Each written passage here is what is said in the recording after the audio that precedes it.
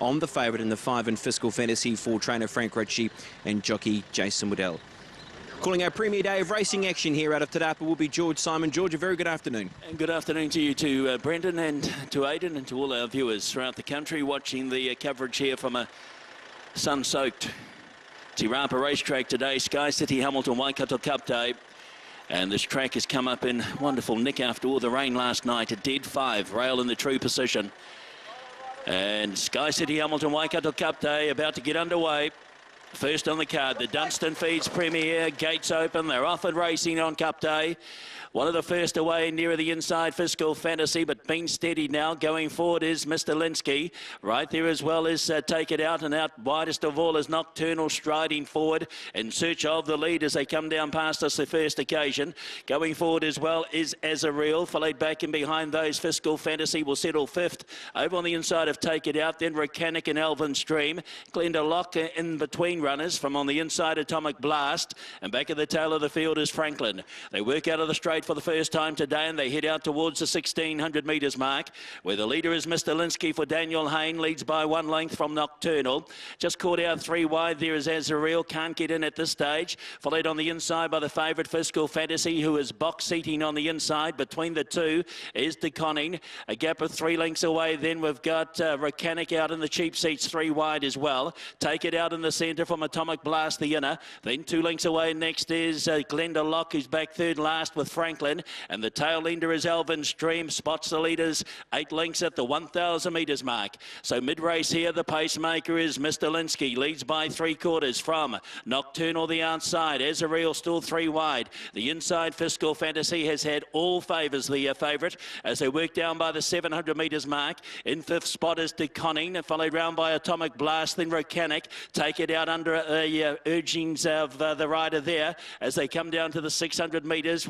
Glenda Lock looks to get to the outside to improve now, followed by Franklin, and Elvin Stream is still last of all, but only 6 lengths covering them as they head to the corner. In the first on Waikato Cup Day at the 400 metres, it's Mr. Linsky, tackled and headed now by Nocturnal. Coming after them Azareel, right there Recanic, Glenda Lock out deeper, further out Take It Out. Where's his favourite Fiscal Fantasy? It's in behind them and can't get through at this stage. At the 150 Nocturnal, now Fiscal Fantasy's finding the gap. Glenda Lock in the outside. Glenda Lock's made the lead. Fiscal Fantasy's got out and is driven to the lead. Look at Recanic come after it, but it's Fiscal Fantasy in the first, delivers. Second over Recanic, photos for third. Glenda Lock and out wide Take It Out. Right with them also was DeConning, then followed close up by Nocturnal. With those as well as they went across the line was Franklin. Then came Mr. Linsky, Atomic Blast, Azareel, and Elvin Stream will be the last of them home. Favourite will deliver, number 5, Fiscal Fantasy, Jason Waddell. At about the 200 metres mark, she was in behind them and desperately in need of room.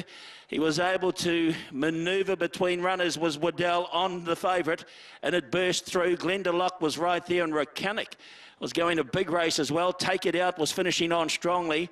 But in the run to the post, 5 Fiscal Fantasy will deliver in the first. Second will be the 12 Recanic. Let's have a look at this go for third.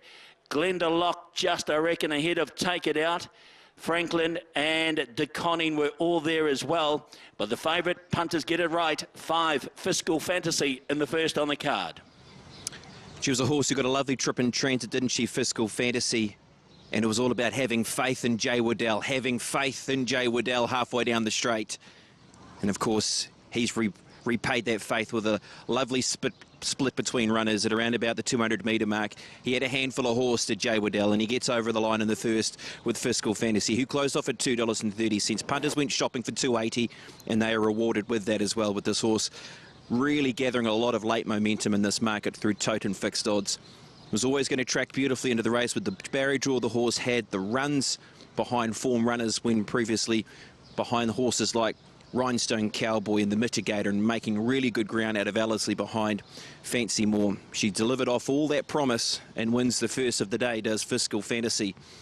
And what could be a great day for Jay Waddell, who's got some lovely rides throughout the day. Aidan Rodley, back to you with winning trainer Frank Ritchie. Yeah, Frank Ritchie was elusive before the race. He his horse down found a brick wall, but he's clear and he's with us now, Frank. There was, well, I guess there was a few nervous moments down the straight.